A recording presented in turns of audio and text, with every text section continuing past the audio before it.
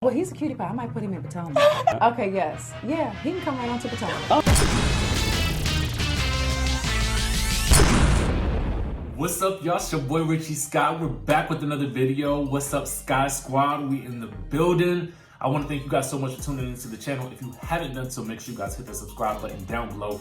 Hit that notification bell button so that you can be clued into when we drop new content right here on this channel. And with that, let's get into today's news, because we're going to be talking about Porsha Williams, okay, and this wedding. And then we're going to be talking about Kenya Moore, and she's got some things to say about EVA, colorism, and Marc Daly, okay? And we got some inside tea that Marc maybe, well, we'll get to that in just a second, okay? First things first, let's talk about Miss Porsha Williams, because this is huge, okay? Now, they're saying that Real Housewives of Atlanta's Porsha Williams and her fiance, Dennis McKinley, are set to get married in just 2 weeks. And it's already to look like the two may be ready to break up again. Now, the news outlets have confirmed that Porsha and Dennis have been stealthily filming a new spin-off show with Bravo surrounding their upcoming wedding. Unfortunately, things are not going too well, at least not on the camera, okay? Now, people associated with the show have explained that they're doing a lot of fighting on camera and Porsha's been crying, okay? That's not the kind of stuff you want to see before a wedding. The insider also added, well, it's good tea, but it doesn't look good for their marriage. They're set to walk down the aisle on New Year's Eve in Atlanta. And they've even gotten a receipt to prove it from an Osman_M. It says, at Porsha for Real has been filming for her supposed special. We are just 2 weeks out from her alleged wedding to Dennis, hashtag Real Housewives of the Atlanta. Okay, let's get into the tea, okay?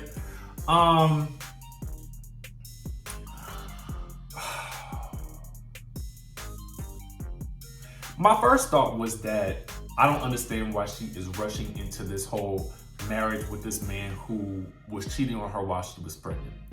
I am told that while the ladies were in Toronto, Dennis ended up coming and re-proposing to her, and we should see that coming up, I think, during the Toronto episodes, as well as a whole bunch of other fighting amongst the ladies. But that's a show for a different day.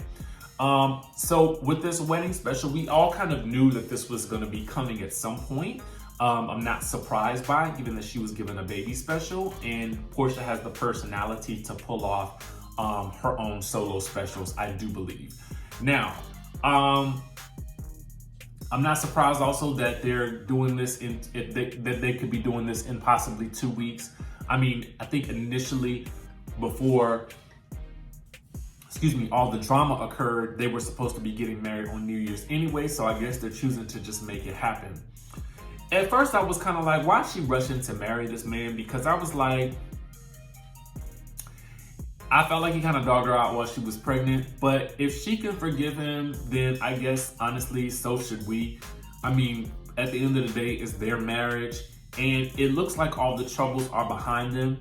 I do believe that if he has worked to make her trust him again, then what's the holdup? You know, I feel like when you know, and to be honest, nobody's perfect. I do hate what he did, but you know, I have a feeling that Porsha's just kind of bound and determined to be married with kids. I think that's, you know, I can't blame her for that, but I do feel kind of like it is rushed a bit. But y'all tell me down in the comment section below, what do you guys think? Are you here for it? Are you excited for it?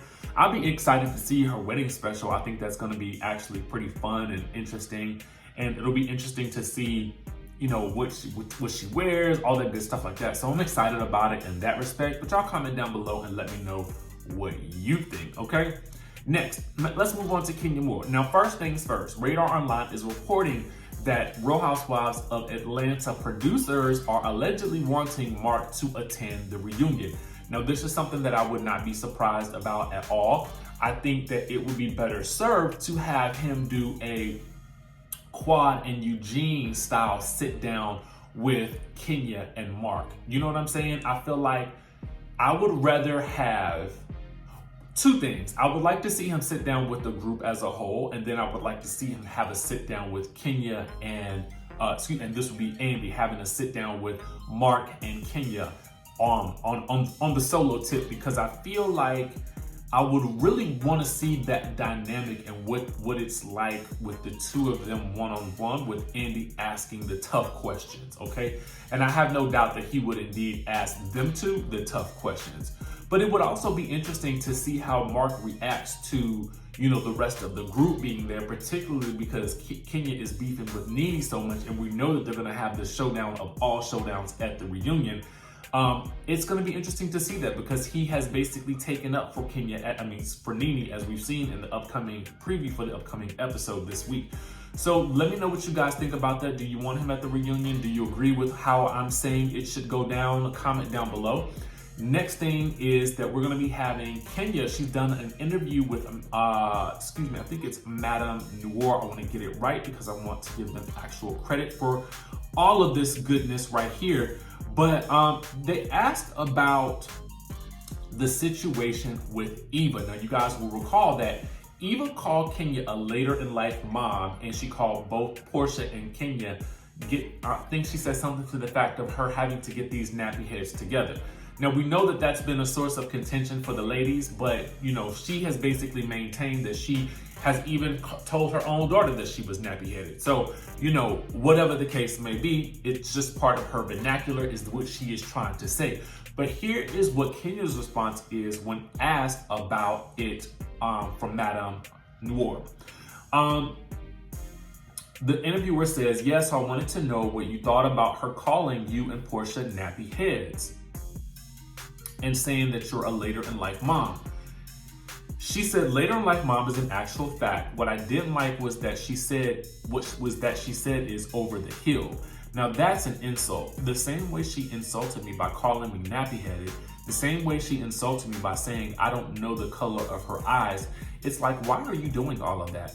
I never said anything to you nasty, and this is all coming from the fact that you didn't want to bring your kids around me because of issues you had made up in your mind about me. So now you're just insulting my character and me as a mom. That's a low blow. That's below the belt, and there's no way you can explain your way out of that. I think Eva has to do some real soul searching and just try to figure out where that comes from. You don't get to call a brown-skinned girl nappy-headed. Out of all of the things that we have been told, you know, cotton picking, nappy-headed, darky, all of that stuff, you don't get to call me that being a light-skinned girl with light eyes and straight hair. So you need to figure out where your colorism is coming from and the fact that you're perpetuating this hate stemming from slavery. So that is what she needs to educate herself on and figure out how to make those things right with me. And the interviewer does agree it wasn't a good look at all. She says no, and it's not her only time making references to color and hair and all of that. So you cannot tell me the girl doesn't have issues. So then the interviewer goes on to ask about what's going on with Kenya and Marc and why it was important to keep the rings on after announcing the separation and with everything that they've seen on the show. She says, I think in my mind where I am today, where my mental state is today, I'm not divorced, and I still feel like if my husband's heart is in saving his marriage, then it could work out. So that's why I wear my ring. And if it ever gets to a point where I don't feel like that anymore, then that's when I'll take it off. Now, here's something that I wanted to know, and I'm so glad the interviewer asked. The interviewer says, speaking of him, you had a moment this season where you stated that you don't let men who are not Marc hold Brooklyn. There was a lot of confusion about that. And here's what Kenya responded. She said, here's the thing. Marc has nothing to do with that. That was me, and it was an on-camera thing. So if Marc had never appeared on camera holding his own baby, I felt some kind of way of having another man on camera holding her. That's all it was. The guy's actually our stylist. He styled Marc, he styled Brooklyn when we did our People magazine shoot. He's a lovely man, so it had nothing to do with him. It was just on camera. I did not like the visual or the optics of another man holding him when you've never seen my husband holding my baby on camera. I do agree with that. I do like that she was thinking about him in that moment, and I do respect that a lot. To be quite honest with you, I kind of feel like maybe it's just me, but it almost seems like the way it's playing out, it comes across like Marc is a little bit of a douchebag. Now, I know some of you love Kenya and some of you absolutely loathe Kenya, okay? I feel as though she has her heart in the right place when it comes to, you know, the marriage, her daughter, and her wanting to be a good wife. I feel like that. Now, whether or not he's right, she's right for him is a different story, okay? The other thing I wanted to say was this whole situation with Eva, she makes some very valid points. It is not just about the words that Eva used. It was also the fact that of who she is in saying those things, how it comes across, what it sounds like. And I just feel like Eva sometimes confuses shade with like kind of like downright dirty insults. You know what I'm saying? And I do think that Eva is a shade assassin. Don't get me wrong. She can throw it with the best of them. But I do think that sometimes she might hit, it might cut a little bit to the quick. You know what I'm saying? But y'all let me know what y'all think down in the comment section below. I look forward to reading and seeing what your comments are. Make sure you guys hit that subscribe button down below. Hit that notification bell button so that you can be clued into when we drop new content right here on this channel. And y'all know what? I will see you in the next video.